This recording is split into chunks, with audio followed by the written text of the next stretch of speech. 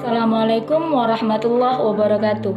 Perkenalkan, saya Malinda Nuriani, mahasiswi Fakultas Kedokteran Universitas Muhammadiyah Sumatera Utara.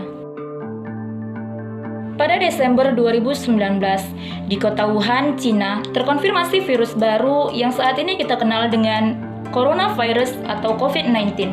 Organisasi Kesehatan Dunia atau WHO telah menyatakan darurat kesehatan global karena COVID-19 yang telah menewaskan lebih dari 2.000 jiwa dan pada saat ini 85.000 kasus positif COVID-19 telah terkonfirmasi secara global. Sedangkan di Indonesia sendiri, kasus COVID-19 terkonfirmasi pada Maret 2020. Hal ini berarti sudah 3 bulan lamanya Indonesia dilanda pandemi COVID-19.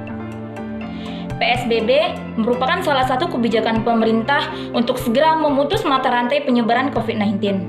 Namun pada saat ini, kasus COVID-19 belum juga berakhir. Hingga akhirnya, Juni 2020, pemerintah kembali mengeluarkan peraturan baru, yaitu New Normal. Apa sebenarnya New Normal itu?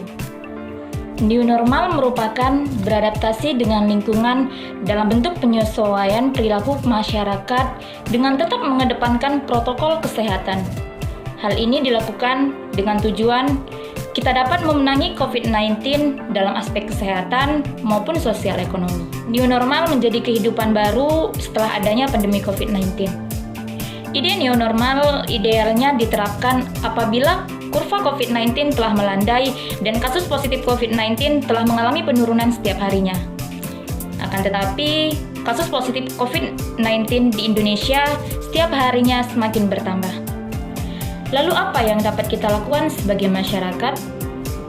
Yang paling utama, tetap lakukan protokol kesehatan di seluruh aspek. Salah satu yang dapat kita lakukan yaitu physical distancing atau jaga jarak. Sebagaimana penelitian yang diterbitkan oleh jurnal ilmiah Lancet mengatakan physical distancing atau jaga jarak yang aman yaitu 1 meter.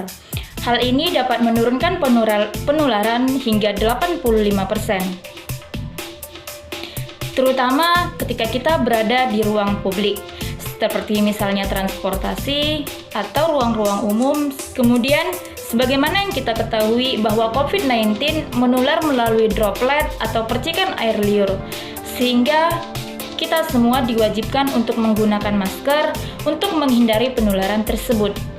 Yang ketiga, jangan membuka pintu menggunakan tangan, gunakanlah siku Anda untuk membuka pintu.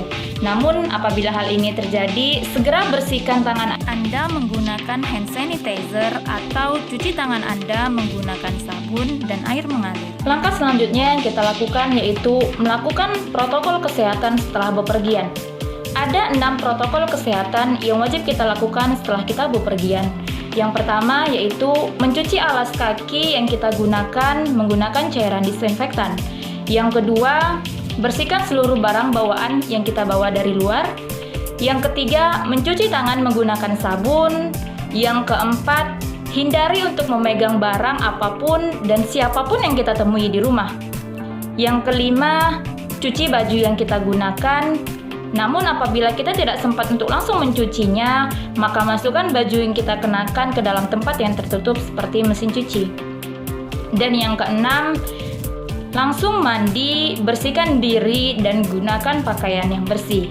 Ditinjau dari segi keislaman, Allah Subhanahu wa Ta'ala telah berfirman di dalam Al-Quran, "Wa idza maridtu fahuwa yashfin."